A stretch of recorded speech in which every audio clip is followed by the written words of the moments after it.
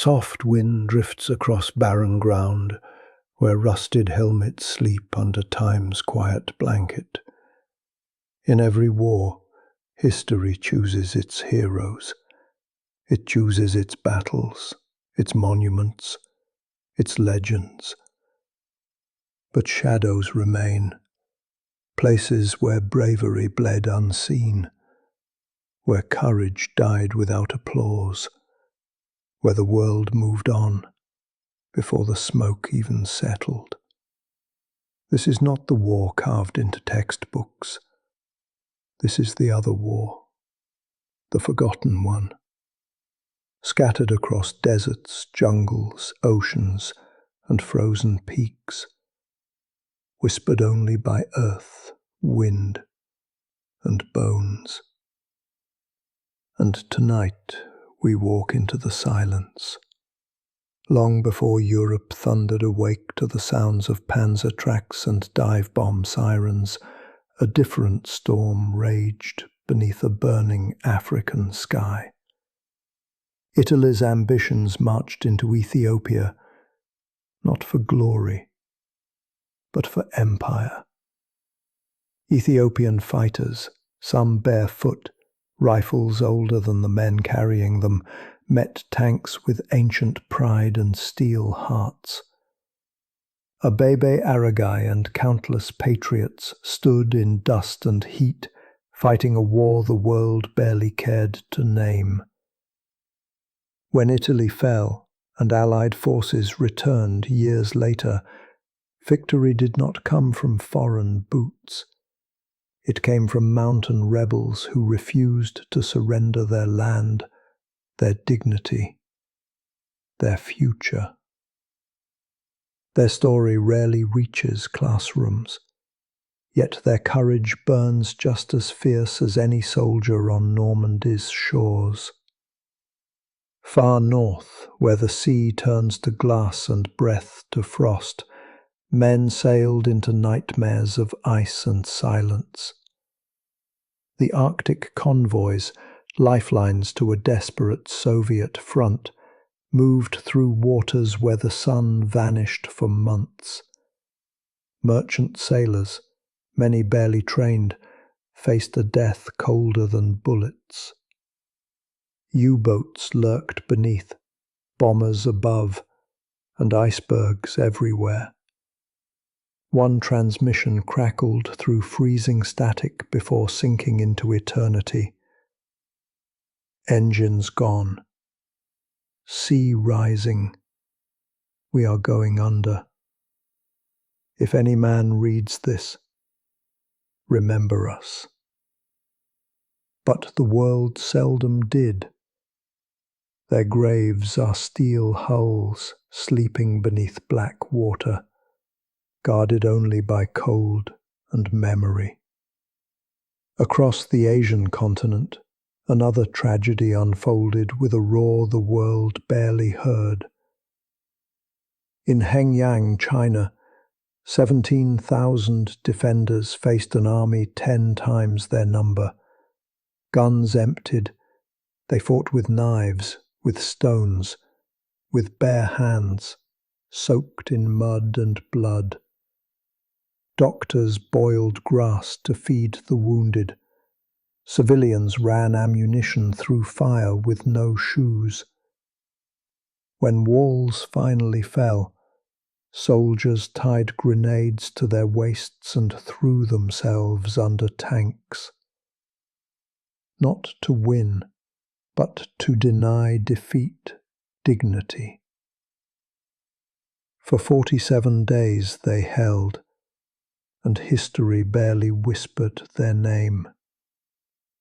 Hengyang, a forgotten Stalingrad. Deep in the jungles of Burma, humidity choked lungs and malaria stalked every footstep. Here fought the Indian soldiers, Sikhs, Muslims, Hindus, Gurkhas, marching through thick green hell under a foreign flag. Monsoon rain drowned rifles, leeches clung like curses, and Japanese patrols moved like ghosts. The Chindits hacked paths where sunlight never touched soil. Gurkhas slipped through bamboo with silent blades and iron discipline. They did not fight for medals or newspapers. They fought because duty called, and they answered. Yet history rarely pauses long enough to speak their names. Below the ruined cities of Europe, resistance did not always carry rifles. Sometimes it carried bread baskets, bicycles, coded messages hidden beneath ribbons and braids. Young women, students and mothers slipped past checkpoints with secrets sewn into hems, risks tied into every heartbeat. Lepa Radic, a teenage partisan, stared death in the eye and refused to betray her comrades. When asked to name resistance fighters in exchange for life, she answered, "You will know them when they come for you." Her courage echoed louder than her fall. Yet her name rarely crosses lips outside her homeland. Across the vast Pacific, where waves glitter like polished steel and sunsets paint the ocean in false peace, horror unfolded on forgotten shores.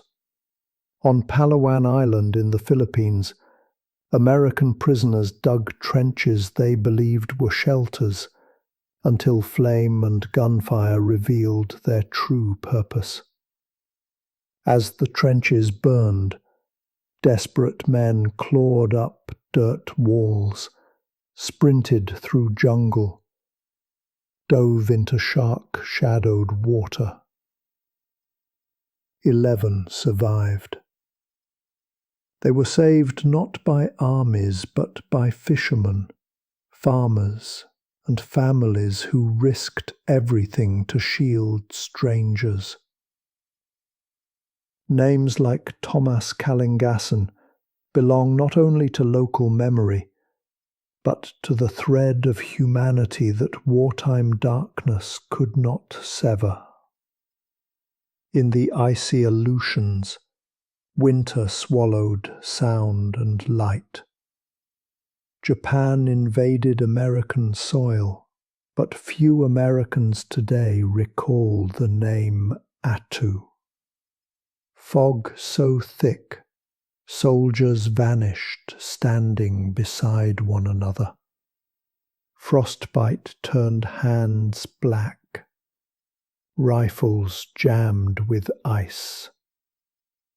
And from the snow came the fiercest banzai charge the northern wind ever carried. When silence returned, an island lay strewn with frozen bodies, their story drifting into obscurity as the world looked elsewhere. And scattered across Europe and the Pacific marched soldiers who fought 2 wars, one against tyranny abroad and one against injustice at home. African-American units drove the Red Ball Express, supplying the Allied advance at impossible pace. The 761st Tank Battalion, the Black Panthers, smashed through enemy lines and liberated camps whose existence many doubted until the gates swung open. The Tuskegee Airmen carved arcs of protection above bombers with precision and pride.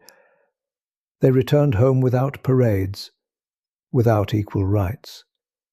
Yet their service stands like iron among legends. Every battle remembered is built on battles forgotten. Every statue stands on the shoulders of names never carved in stone.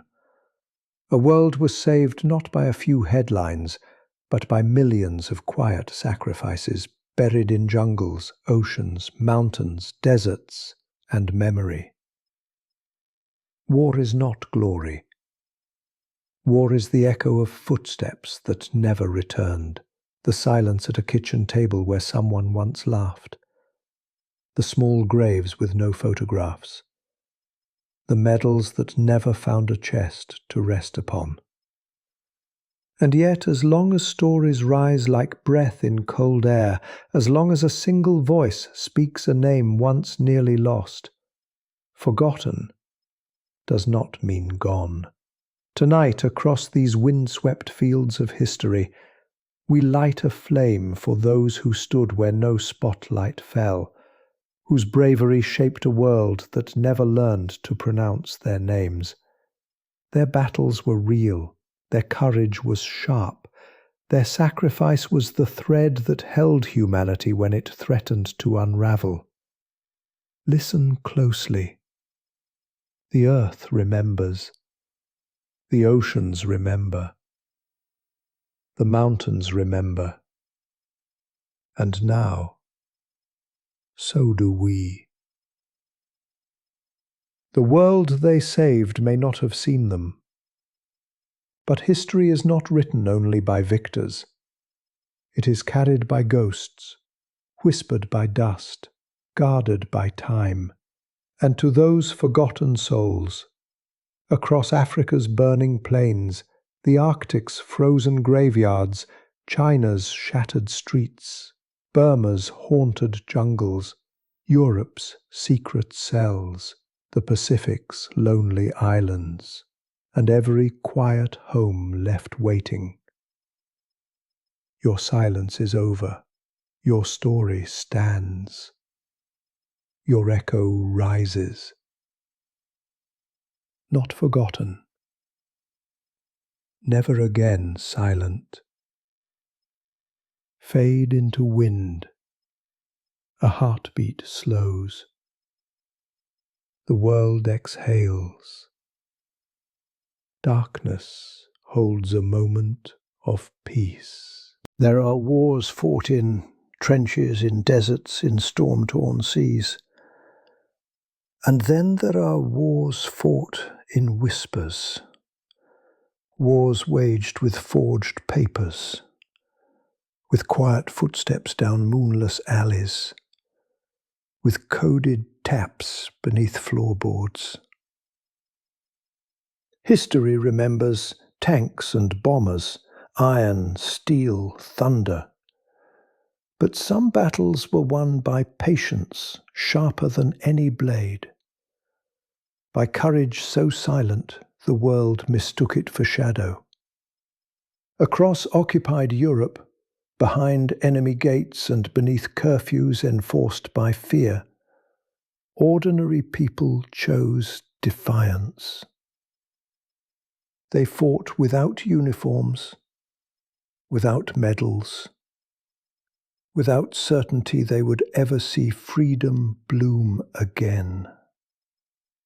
Their battlegrounds were attics, safe houses, church basements, dim cafes, where secrets passed like flickers of candlelight, where failure meant torture, disappearance, an unmarked grave beneath foreign soil.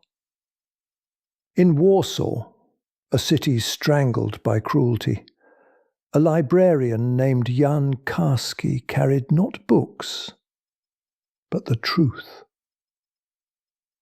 Disguised as a German guard, he entered the ghetto and witnessed horror that stained the soul.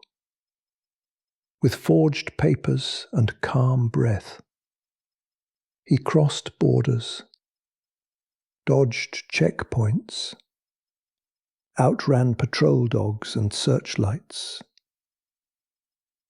He carried a message to the world, a plea from those trapped behind hunger and wire.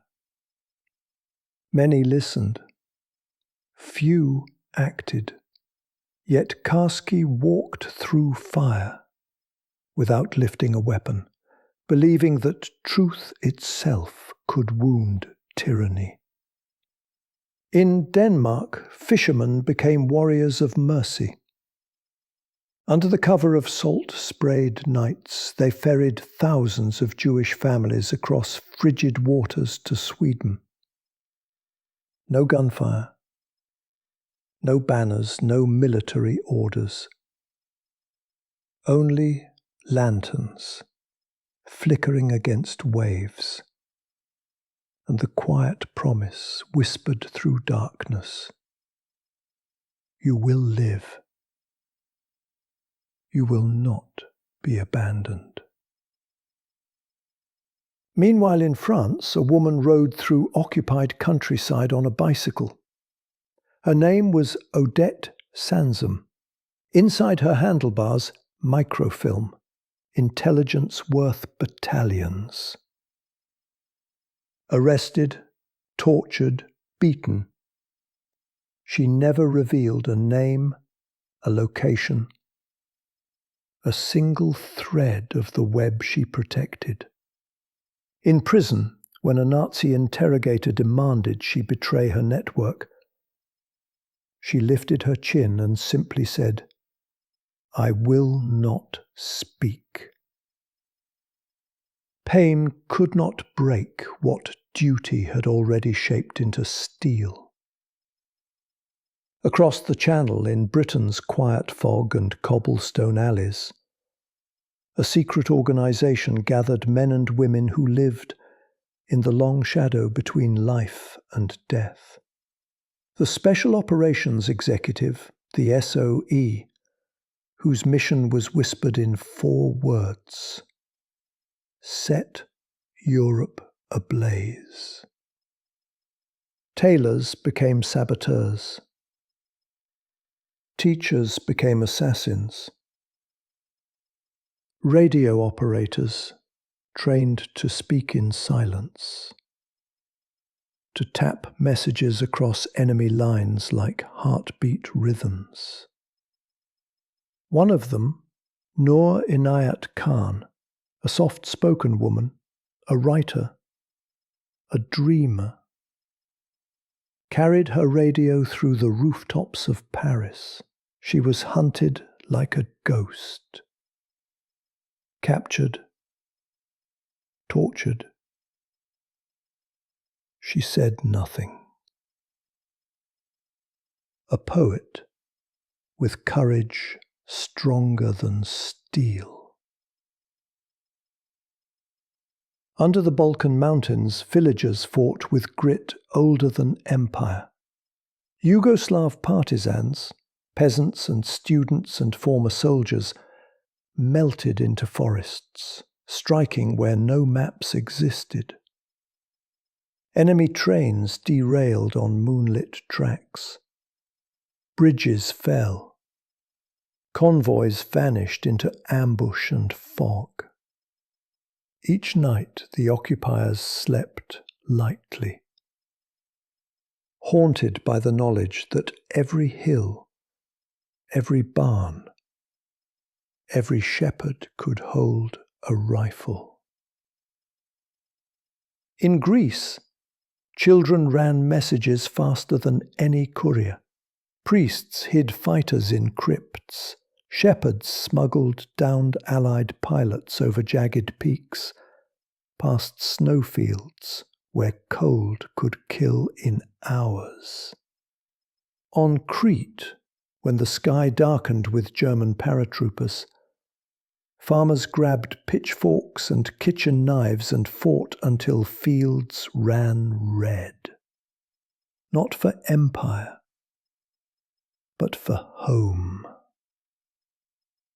Even far from Europe's tortured soil, resistance took shape in unlikely forms. In the jungles of the Philippines, farmers became scouts, hunters became raiders. They moved like wind through bamboo thickets and mangrove shadows, gathering intelligence, gathering stranded soldiers, sabotaging garrisons. A priest heard confessions by day and carried coded messages by night.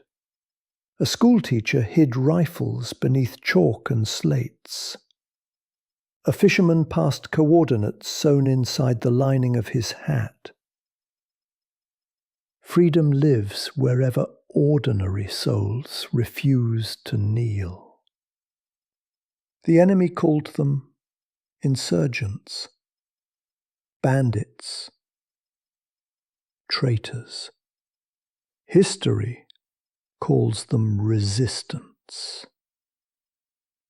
But truly, they were hope given human form. They proved that war is not only fought where cannons roar and banners wave. Sometimes it is fought in the beat between footsteps, the pause before a whispered password, the second. These warriors left no parades behind them. Many died without graves, without songs, without thanks. They vanished into ditches, prison cells, nameless execution fields. Yet they changed the world as surely as any general. They carved open cracks in tyranny's armour, and through those cracks light returned.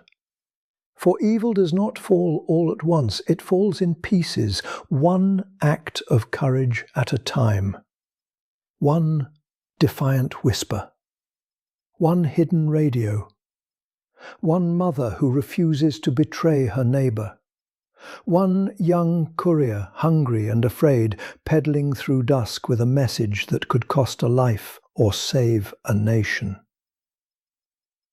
Tonight we honour those whose weapons were silence and nerve, whose battlefield was night, whose victory was simply refusing to surrender their humanity. They fought not for medals or monuments, but for the simple right to breathe free air again. Their names may fade, their faces may blur, but their legacy lives wherever people stand in quiet defiance against darkness. Listen to the wind through old cobblestones, the waves against a Danish harbour, the rustle of leaves in a Balkan forest, the distant hum of a forgotten radio frequency lost to static. They are still here, not ghosts, but guardians. They remind us that even in the deepest night, there were those who chose to be the flame. Fade to quiet. A door closes softly. A match strikes. A single flame burns in darkness and does not go out.